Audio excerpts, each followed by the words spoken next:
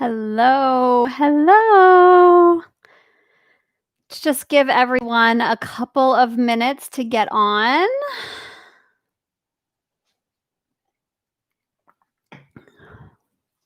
I am Coach Karen with The Watering Mouth.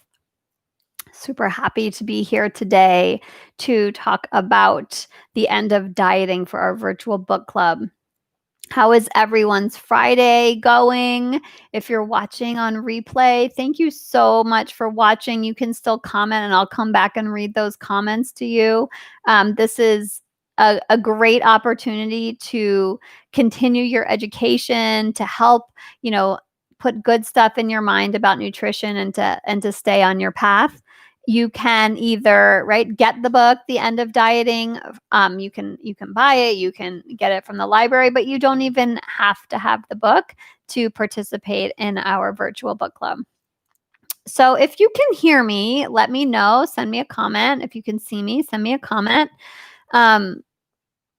So it's Friday here, and I was just thinking about how in an hour and a half I will be picking my son up from camp. My youngest was at sleepaway camp, so that is super exciting for me today. And then my other son is coming home as well. He was in camp, so I'm getting both of my boys today. So I could not be happier.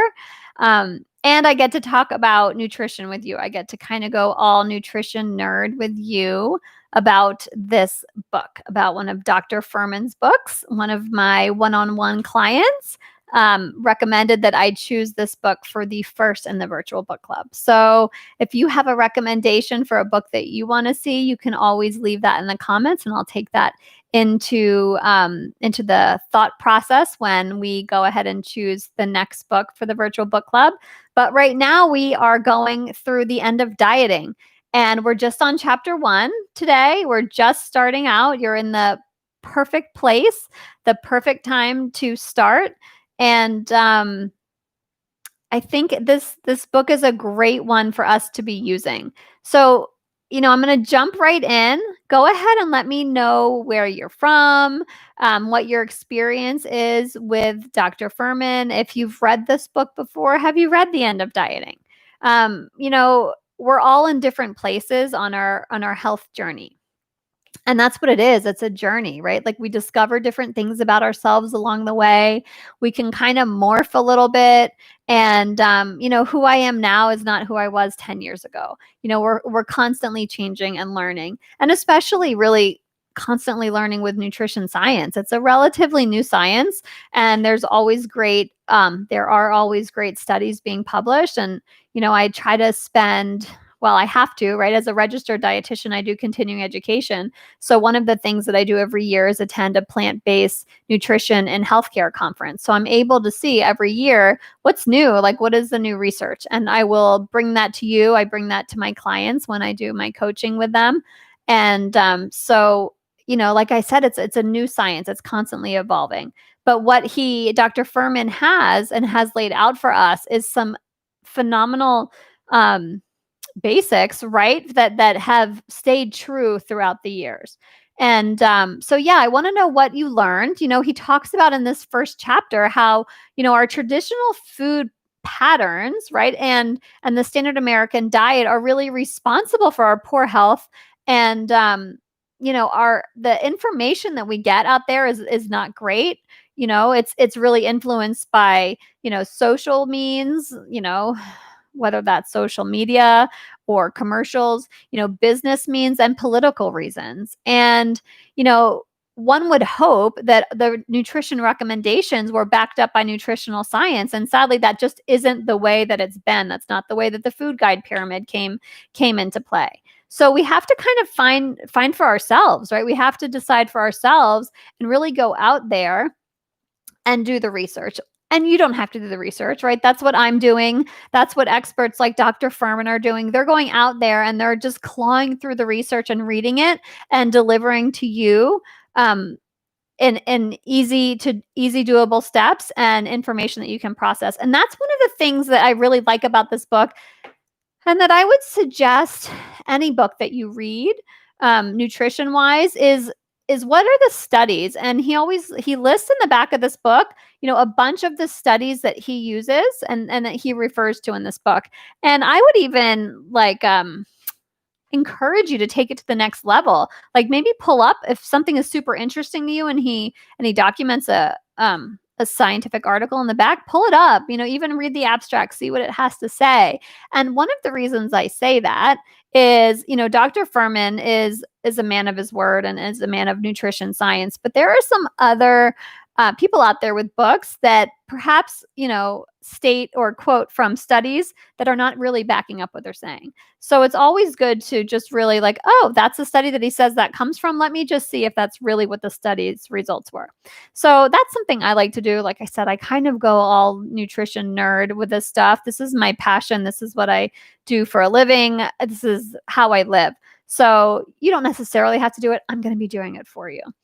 He also talks about in this book in chapter 1 how 55% of the, average American's diet comes from processed food. So that's like the chips, that's, the white rice, the white bread, all of those processed foods. And another 30% of the calories come from animal products. So that's 85% of our calories.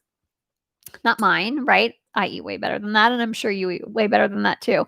But on average, that's 85% of the calories coming from junks, coming from stuff that doesn't have any health benefits. And that only leaves 15% of the calories to come from stuff like fruits and vegetables and whole grains.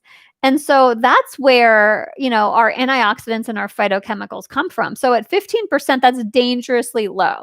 So that right there is what's tying us in to all of these health issues that we're having. If our diet is only 15% of these foods, then how in the world are we getting the nutrients that we need to fight off cancers, to fuel our body, to feel good? So, there's no surprise there that the average American is exhausted, has brain fog, is overweight, is obese, right? Like, of course we are, because, we're not flooding our bodies with what our body needs.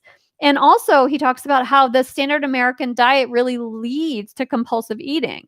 It's creating this food addiction, and it makes it nearly impossible, really, to cut back on the portion sizes and to lose weight when you're following these standard American diets. Like, he doesn't talk about this, but do you remember like the Snackwell phenomena where it was like fat free but filled with sugar, and like, oh, we can eat as much as we want because there's no fat in it, and then when our body gets this influx of this sugar, of this white flour, like we want to eat more and more and more.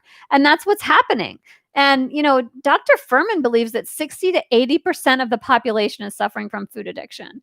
So, the same way someone struggles with smoking, with a nicotine addiction, or even a drug addiction, the same kind of pathways in our brain is how the struggle shows up for food. So if you watch like the brain scans and you're able to see the areas of the brain light up when you're eating these standard American diet foods, you get like the same kind of hit like a drug addict would get or a nicotine addict would get.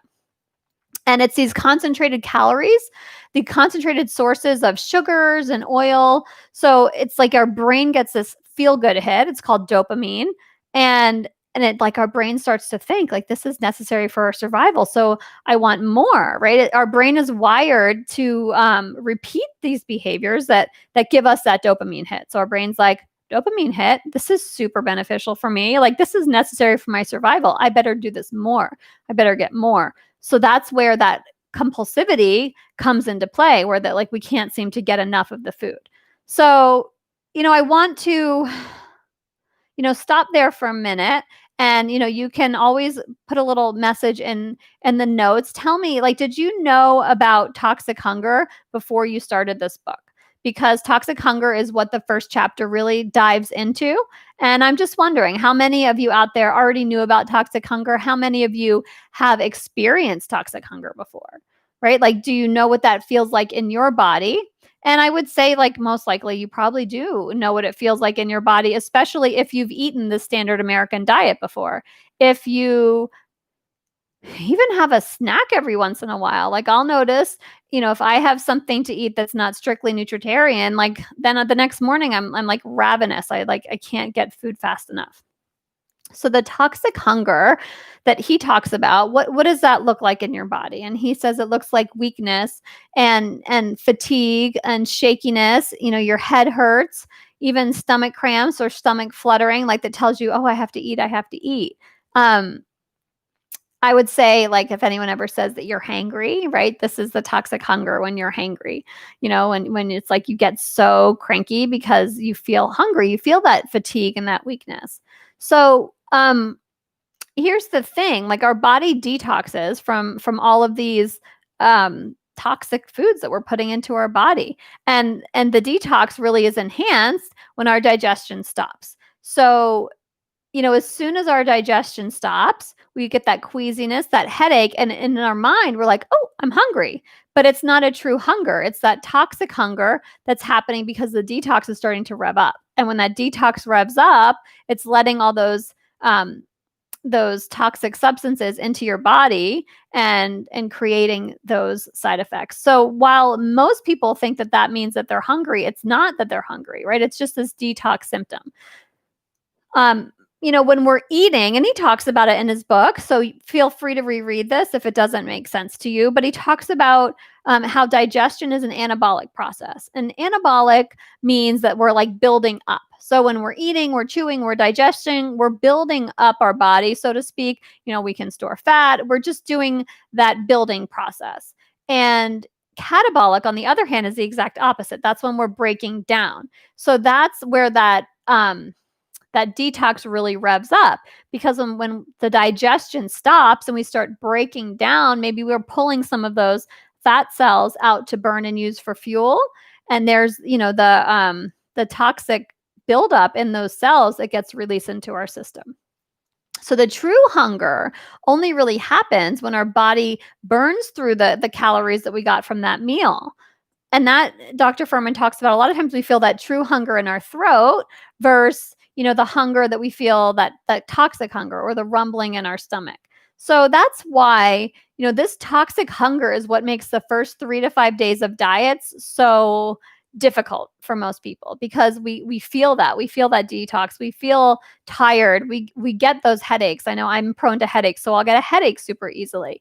And that's why Dr. Furman suggests, and I think it's fabulous information. I've seen it in myself. I've seen it with my clients. It's very true that if you really flood your body with micronutrients during this time, if you're following something like his nutritarian diet, right? And you're giving yourself all these micronutrients. So like all these leafy greens, all these berries, all of that great food, it helps to prevent the toxic buildup in the cells, which is that main source of toxic hunger. So it gets it just out of your system faster. And you don't have those cravings so much because you are, you're fueling your body correctly. You're giving your body what it needs. And, I would say, and he talks about this too, but crowding out that junk food in your diet and just eating all of these great foods is the first step really in resolving, the food addiction. So, focus on what you can eat, right? Focus on the foods that Dr. Furman is recommending in this book. And in the back of the book, there are tons of recipes. So you have it right here. YouTube has tons of videos. Sherry does and Nancy do the what I eat in a day videos. So you're able to see what does it look like to have a nutritarian diet. And if you eat that way, and diet, lifestyle, really, but if you're eating that way, you are flooding your body. And that's, getting your body healthy, right? And when you focus on the health, if weight loss is one of your goals, the weight loss is just going to follow. It's just a side effect of focusing on your health. It's like a good side effect, right? So what do we do with emotional eating, right? Like, why are we emotional eaters? Well, so much of us, right? We eat because we don't want to feel the negative emotions, right? So, we have a bad day, we want to relax. And so to avoid those negative emotions, we eat something, and it feels good right away for the moment, but not long term. And so, breaking those old habits, he really talks about finding self-esteem, right? Like, how can we build self-esteem? Finding positive people in your life, positive inputs in your life. And I talk about if you're watching the news and there's a bunch of negativity on the news, you got to balance that with some positive stuff. Put some positive stuff back into your brain. You break the new habits, you break the old habits by creating new habits. And the happier you feel and the healthier you feel, the less likely you are to turn to food. And that's really, what he talks about as far as emotional eating. One thing that he says that I love is that feeling good is an active process. And that's true. We have to work at it. Just like anything that we want in our life that is worth doing, you have to work at it. If you want a great relationship with a friend, you have to work on it. If you want a great relationship with a spouse or a partner, you need to work on it. With your children, you need to work on it. You want great health, you need to work on it. You want to be physically fit, you need to work at it. So it's an active process, and feeling good is worth doing. You just have to stay active with it. But when you use food as this emotional crutch, like he talks about, and you're not learning the proper coping skills, you're not learning the skills to navigate life.